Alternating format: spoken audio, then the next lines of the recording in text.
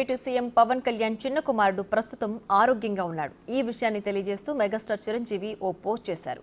మా బిడ్డ మార్క్ శంకర్ ఇంటికొచ్చేశాడని, అయితే ఇంకా కోలుకోవాలని చిరంజీవి తెలిపాడు. మా కులదైవమైన ఆంజనేయ స్వామి దయతో, కృపతో త్వరలోనే పూర్తి ఆరోగ్యంతో మళ్లీ మామూలుగా ఎప్పట్లానే ఉంటాడని చిరంజీవి ఆశాభావాన్ని వ్యక్తం చేశారు.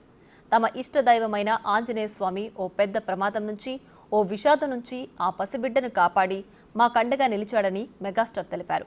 ఈ సందర్భంగా ఆయా ఊళ్లలో, ఆయా ప్రాంతాల్లో మార్క్ శంకర్ కోలుకోవాలని ప్రతి ఒక్కరూ మా కుటుంబానికి అండగా నిలబడి ఆ బిడ్డ కోసం ప్రార్థనలు చేస్తున్నారు, ఆశీస్సులు అందజేస్తున్నారని మెగాస్టార్ గుర్తు చేశారు.